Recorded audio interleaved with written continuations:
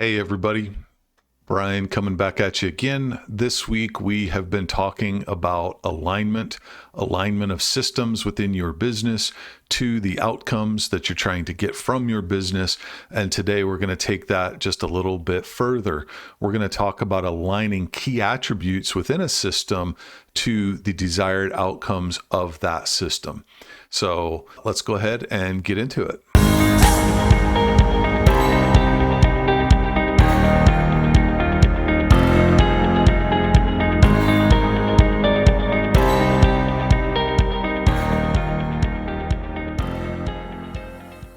Okay, let's start with just a little bit of a foundational review.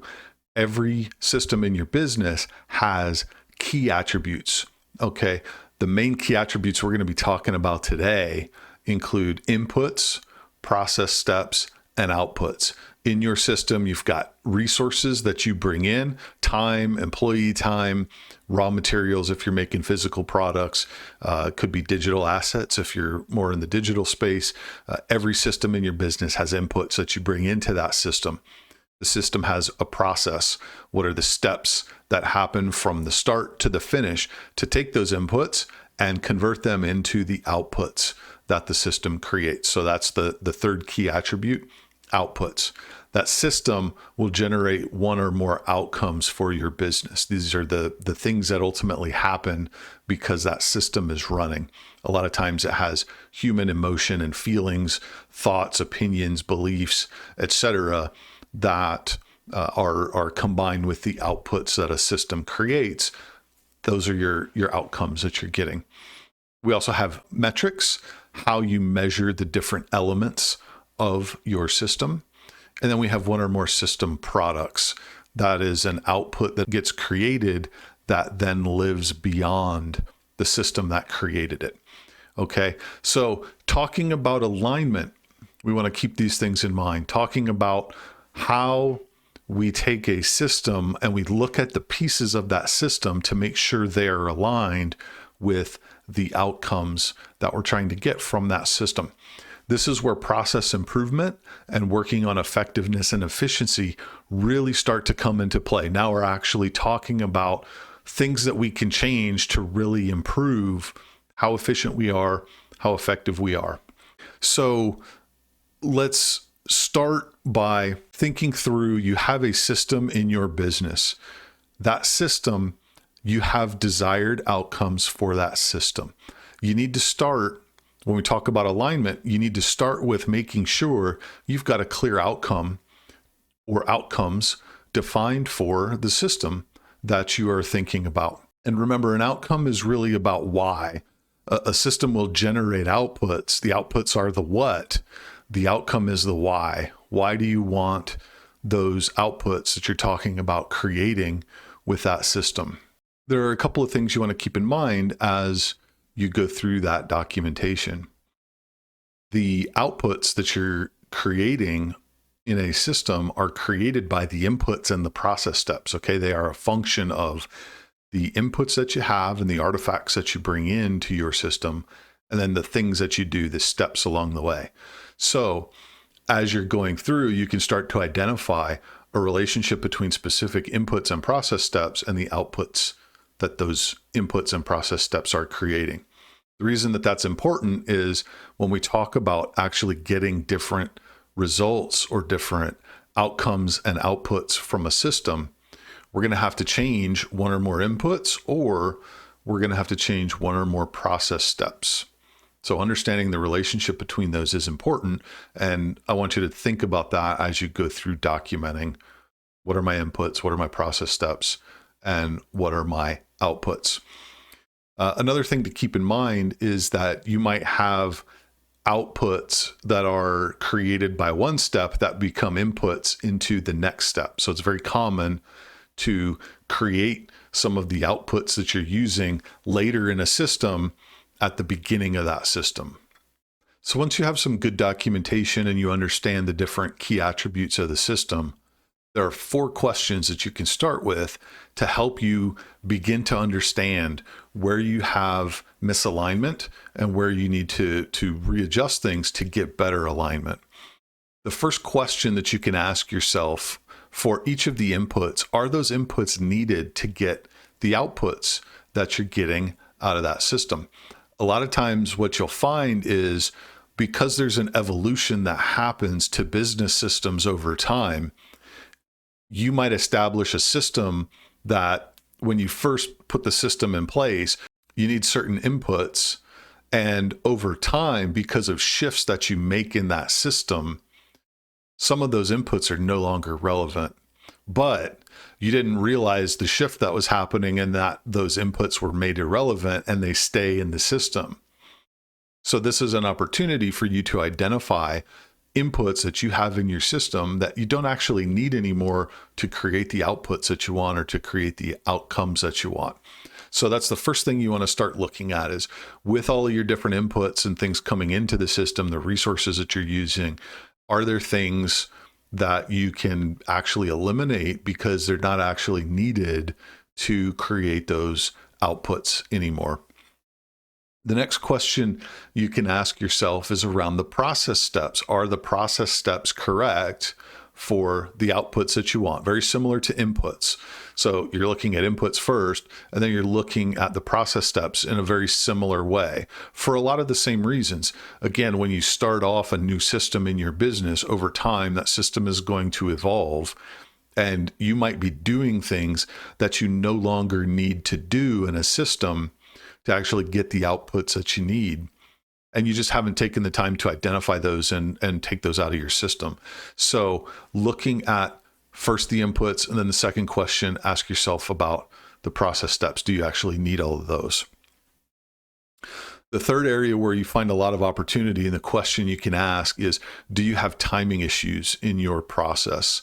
So thinking about most systems are run over some period amount of time, some meaningful amount of measurable time, and different elements, different inputs are brought in to the system at different times.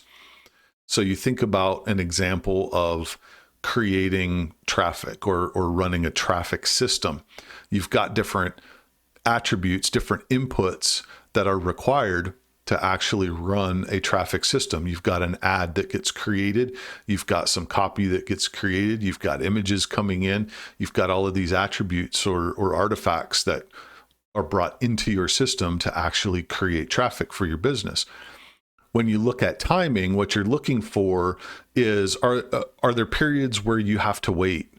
Or a period of time where you're sitting waiting because you don't actually have one of the artifacts you need.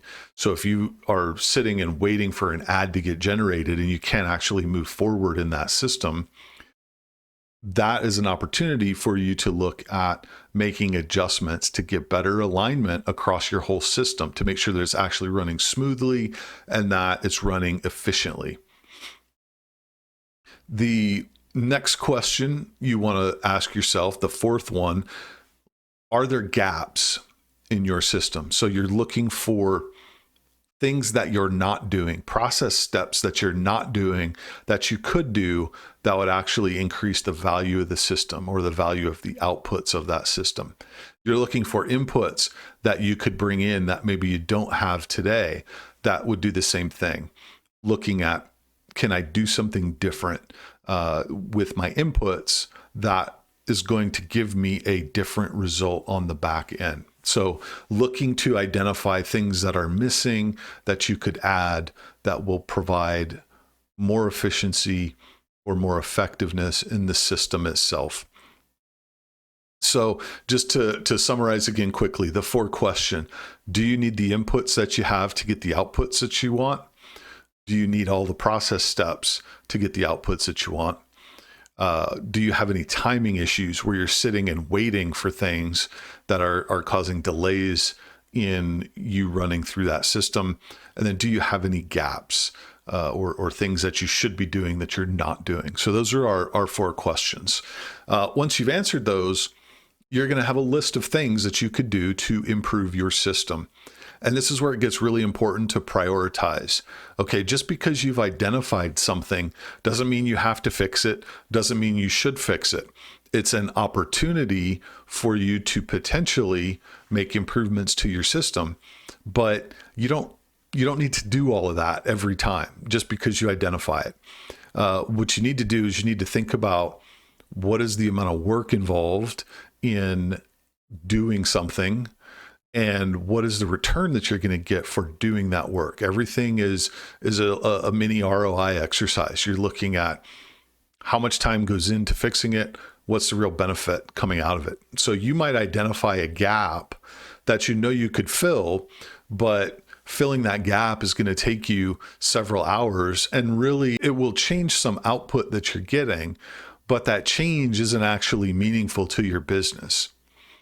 Okay, so you're going to invest a lot of time and energy, but what you get out of that really isn't all that impactful. You're going to identify things like that when you look at your inputs and process steps. You will always find things that you could change, things that you could make better.